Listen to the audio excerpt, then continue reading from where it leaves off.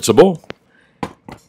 Good morning. Hey, what's up? This is Brian Kuzmar with Commercial Rare Coins and Precious Metals in beautiful Lauderdale by the Sea. I got my old LBTS live cam up here. Beautiful out there. Still trying to figure out what they're doing. Looks kind of like a dredging project of some sort going on right across town from me. And if you're not familiar with my little area here, this is Lauderdale by the Sea. And if you walk straight from this pier, not towards the ocean, towards this way, and you go about, I don't know, 3 or 4 blocks, and my store is on the right-hand side, Commercial Rare Coins and Precious Metals. Been in the same location since 1995, been doing this a long time. Well, here, told you enough about myself already. Looks like a beautiful day out there. It's around 88 degrees. Got through last week's potential storm, and looks like there's some more coming up here, but we are in our storm season, folks, and there's one thing, you know, don't forget to be prepared. You know, we've been down here a long time. You know all about this. Make sure your generators are good. Make sure your food supply is good. You got water, all that kind of stuff, because these things pop up quick, and then when you run to the store, it takes forever. Today's subject, which is a couple days late, I think that the anniversary of Nixon taking us off the gold standard was the 15th, which was 2 days ago. Looks like it's been covered by quite a few people out there already, but I just figured I'd talk about it since we haven't talked about it as of yet. I grew up, I was a kid during the Tricky Dick, during the Nixon era. I remember the Watergate deal, and I remember all that stuff. You know, again, silver, what was silver at the time, too? Back in those days, silver was around $1.50 an ounce, less than $2 an ounce for sure. And I forget what gold was. It was probably in that $70s to $100 range, up and down throughout those years. But I think it was actually lower than that even. Well, let's talk about Tricky Dick real quick here. And let me see here. Where we go. Little article here, well written. Yarrow's newsletter. Not quite sure who Yarrow Salas is, but nice job. 50 years since Nixon ended the gold standard. And yeah, here it is, August 15th, 1971, so it was 2 days ago. About 50 years ago, Mr. Nixon, Richard Nixon, otherwise known as Tricky Dick at the time, President of the United States at the time, decided to end the gold standard, a monetary system which a standard economic unit of account is based on a fixed quantity of gold. The gold standard was the basis of the international monetary system from 1870s to the early 1920s, and from 1920s to 1932 as well, and from 44 to 71, when the United States unilaterally terminated convertibility of the U.S. dollar to gold foreign central banks, effectively ending the Bretton Woods system. Many states still hold substantial gold reserves. Well, and take a look here, and I copied one of these graphs down here, and most of you all know the story. You're familiar with it. And if you're not familiar with what Nixon did and how it happened, you can Google it. There's a lot of great articles out there. And there's a graph down here I wanted to actually discuss. And where did it go? United States and inflation. Boy, there's all kinds of nicely written article here by Mr. Yarrow at Yarrow's newsletter. And let's move along to the other guy that screwed the whole gold system. A lot of people blame Richard Nixon as being the culprit for taking us off the gold standard. But really, this is the gentleman that kind of took Americans off the gold standard. He made it so Americans couldn't own gold and Americans couldn't cash in their dollars for gold. But countries, central banks still could do it. So it was kind of a weird deal, you know. We agreed to the whole world that we would be the bank for the whole world, more or less. The U.S. dollar would be the world currency, and we were on a gold standard at the time. Then he took it. FDR takes us off the gold standard. Well, Bretton Woods agreement was after that as well. So, but let's take a look here. Let's take a look here. And I didn't want to get into a whole history lesson. Sorry about that. We're not here to discuss history, and most of you know this, if as much as me, if not better. The purchasing power. Let's just take a look at what happened here. 1933, FDR suspends gold convertibility, makes gold illegal for U.S. citizens to own. Now, mind you, a lot of people think that he made gold illegal to own, or they weren't allowing anyone to take gold, but that's not true. Central banks and other countries could still come to the United States and convert their dollars into gold, but American citizens could not at the time. And if you take a look at here, the purchasing power from a dollar from the time the Federal Reserve was established in 1913, well, you can see what the Federal Reserve did. However, from here, 1933 on, you can see that, and there's Nixon suspends the Bretton Woods gold exchange system, but the dollar has lost 96% of its value since 1913. I haven't fact-checked this, but I believe this is correct. I've heard this data a couple times. However, a lot of people really want to pile on Tricky Dick and blame him for the entire situation. It wasn't Tricky Dick, it was the socialist FDR that did this and made it legal for U.S. citizens to own gold. All Richard Nixon did was just cut the other central banks off, the other, France and all those other countries that were demanding payment for U.S. dollars. He just cut them off, more or less, and said, no more, that's it. You're pretty much going to get paid in dollars from now on. So you can't blame Nixon entirely. There's my little history lesson, short but sweet. Let's move along to spot prices, which are up quite a bit today. And let's look here, 1785 overnight, the low since the opening yesterday after New York closed, and a high of 1795, which I saw this morning. I did see the high. And we're currently sitting around 1790. Silver 2376 to 2397, currently sitting at 2383. And platinum over that $1,000 mark still, 1013 to 1032. The high. It looks like gold's up a little bit at the moment, and silver and platinum down. Let me just do a quick refresh on the screen too and see if anything changes here before we move along. Not too much, about the same. I kind of think we're going to see some sideways actions right now. I don't see any monkey hammering coming up this weekend. I really don't. I think the next monkey hammering, the next manipulation you're going to see in precious metals, where you're going to see a potentially. Now, this is not a thing.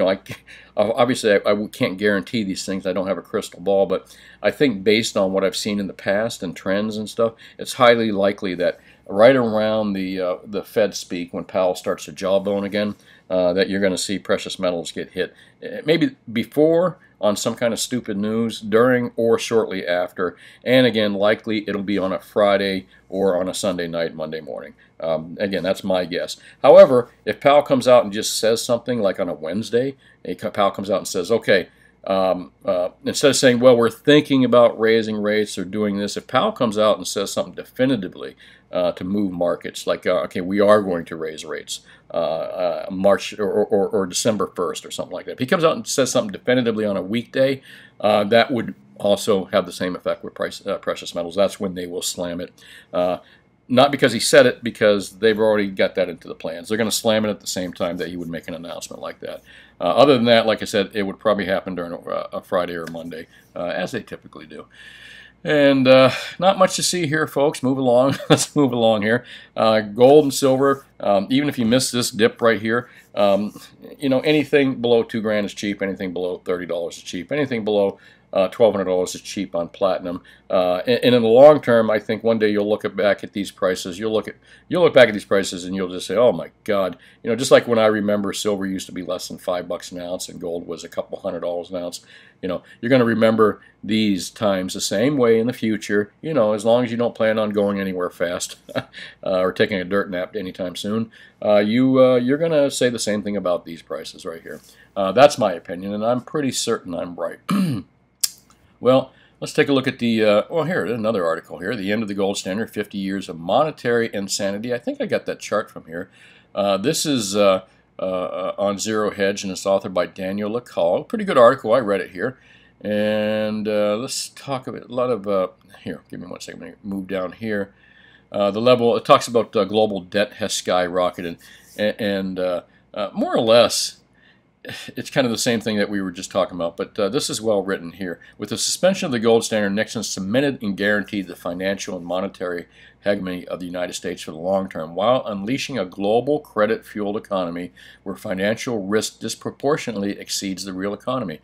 And that's exactly what we got going on right now.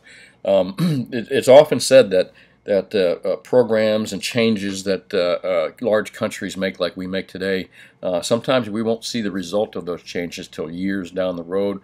And taking us off the gold standard and Nixon removing the gold standard entirely, or removing the gold window for central banks in other countries to get gold, just cutting it off. Basically, here's where we sit right now. Massive, massive debt expansion. A global credit-fueled economy. Not an economy. A global credit-fueled bubble is what we're in. Probably one of the largest bubbles of all time. And when this thing pops, man, it's not going to be pretty. As I said, though, the Fed and the central banks know that it's going to pop. They know it's going to pop. There's no doubt about it. They know this. They're not that stupid. However, they're going to do everything they can to save the Titanic here. They're going to patch everything, put patches on as much as possible till, like I said yesterday, it's one giant patch. But the ship will go down. But they have their exit plan. What do you think central banks own gold in their vaults for? Why do you think central banks own gold and are buying gold actively now and have been for years? And they covet gold. Why do they covet gold? Because they know what's going to happen. They know the end game is failure and bankruptcy of the dollar. Unfortunately. However, there's no one to blame but, well, you know what? I was going to say no one to blame but them, no one to blame but politicians. But really, folks, it really comes down to there's no one to blame but ourselves. We are our own worst enemies. You know, why we're complacent, making our money or doing whatever we're doing, and times are good, and you're preoccupied with your job. And it's hard not to be preoccupied with this stuff. You're preoccupied with your job, your life, you know, your hobbies, all this stuff. And we've completely ignored, and this is good, not just this year, not this decade. For decades we've done this. We've slowly, more and more, given all the power to central bankers and politicians. We push that off on them because we don't have the time to think about it. It hurts our heads to think about it, in fact. And they made it even more so. They make it hurt our heads even more. They've even divided us, which is even worse. It's really our fault, folks, when you come right down to it. But this is not why I start talking about gold. Non-productive debt has soared and the tax wedge on citizens is elevated, while the severity of financial crisis has also increased, which is always solved by adding more debt and risk-taking. And that's, again, that's exactly what we got going on. Little part here at the bottom where he talks, a return to the gold standard may be unfeasible today given the size of the global monetary imbalance versus gold, which would create a giant financial crisis. But well, I mean, we're going to have a giant financial crisis anyway, so there's got to be some solution in the wings. Well, maybe it is. Maybe the solution is government-issued money, you know, through ones and zeros. Maybe crypto is where we're going. They're going to just say all dollars are worthless, and you can get these cryptos which buy more, and they're going to push you into it, I'm sure, at some point, which is dangerous. You don't want to be in that stuff because then you have no control over your finances or your privacy ever again, nor will your kids or their grandkids. Non-productive debt, return, but a Taylor-based, I saw this right here and I thought this was interesting, but a Taylor rule-based system in monetary policy that limits central banks' balance sheet expansion and strict deficit and debit limit can be implemented if there is a political will. I got to be honest with you. I just read this, and I am not familiar with what a Taylor-based system is. But you know what? Since I've got you here, let's just... oh, there's my pictures of FDR. I had to pick a good one for today's video. And let's see if we can find Taylor-based rule. What they're referring to in economic... The Taylor rule is a one-of-a-kind targeting monetary policy used by central banks. The Taylor rule is... Okay, let's take a look here. Investopedia. Actually, I like them. They're my favorite here out of all these links. And let's quickly read. The Taylor Rule is an interest rate forecasting model invented by economist John Taylor in 1992. Outlined in 93 book, okay, blah, blah, blah. The Taylor suggests that the Federal Reserve should raise rates when inflation... all right, let's take a close look at this.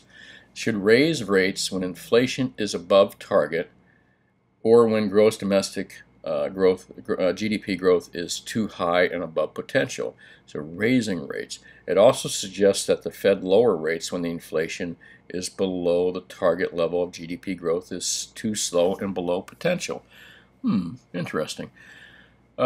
There's a formula, three factors that drive. It kind of explains this. I'm going to have to wrap my head around that, folks. I thought we could just kind of read a quick, simple explanation for it. But hey, here's some homework for you as well. Go to Investopedia, which you see up here on the left-hand side of the page.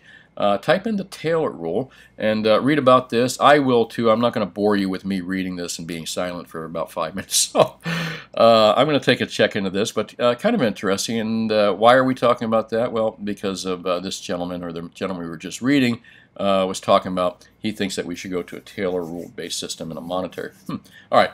Again, some of you, that might bore you too. Economics is boring. In my opinion, it's boring as hell. It's hard to, that's why we don't want to do it. That's why we're our own worst enemies, because we don't want to pay attention, because it's boring, and it really is. And this article here, a little more homework for you. Read the rest of this. The End of the Gold Standard, 50 Years of Monetary Insanity, authored by Daniel Lacalle.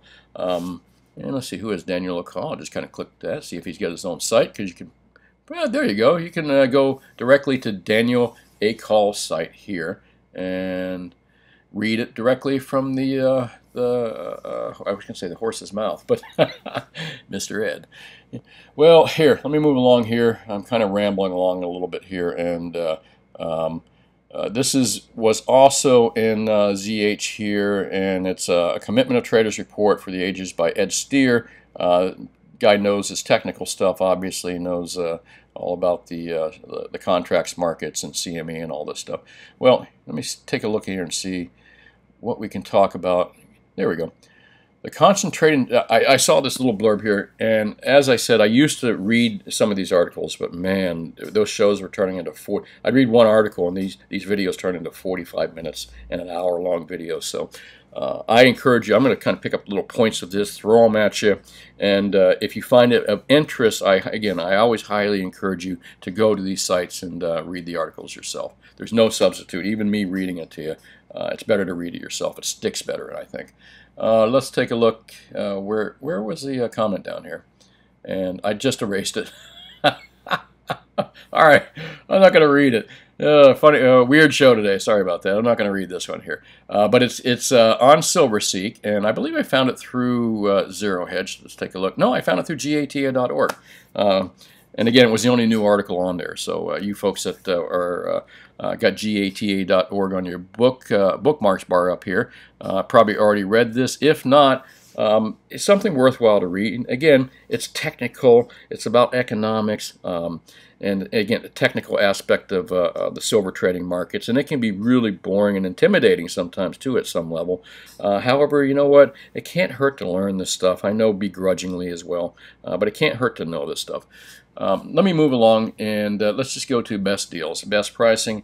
Best deals out there, folks, are still any products you can pay less than $100 per ounce for in coins or bars. Bars are less than $80 per ounce still, and product availability is pretty damn good out there. Silver, the same thing. I think the best deals out there in silver are 100-ounce bars. They're like spot plus $3 or less. And there's also generic rounds, which are $2.75 or less. And 10-ounce bars. I'm not quite sure what my inventory looks like right now, but I have good availability of that stuff. And premiums have come down quite a bit, and the prices are still low enough. You're at a good price point still, folks. But I would tell you that at $2,000 gold, and I would tell you that at $35 silver. I still see a lot more room here, folks. We're not even yet begun to move in these markets. We're in the calm before the storm, so buy the calm, sell the storm. And hopefully we're all, we all can profit from that storm as well. So that's my suggestions on best buys. And as I always say, I advertise to beat JM Bullion, SD Bullion, and APMEX Bullion. They're great big online companies, but your local dealer should be able to beat them as well. And if he's smart, he'll want to keep that money local. That's what I like to do. For a couple of reasons. I'm here to make money, take nice vacations, enjoy myself, make a fair profit, pay my employees, spend my money in town, just like the big APMEX and SD and JM Bullion guys do. They want to make that money too. However, the one advantage that I have over that is that if you live in my area, I spend this money local, and it filters back to you. If you buy online, it doesn't come back to you in any way, shape, or form. None whatsoever. The other advantage that I have is, again, I will beat their prices on products that I have, and I will also give you advice you will never get from an online reseller. So I'm being competitive here. I'm not bashing these companies. I'm just being competitive. And again, I think it's really important to keep that money local. That is super important to everybody, the whole community, and everybody that lives in that community. And hopefully you don't have to pay sales tax. So Florida does have sales tax under $500 on non-U.S. products, over $500. Everything is exempt in Florida as far as precious metals go and rare coins. Well, that's really about it. This is Brian Kuzmar with Commercial Rare Coins and Precious Metals in beautiful Lauderdale by the Sea. You got some homework for you today. The Taylor Rule. Let's take a look at that, and I'm going to read about that after we're done here. Well, hey, thanks for watching. Have a great day, and I'll talk to you later. Bye now.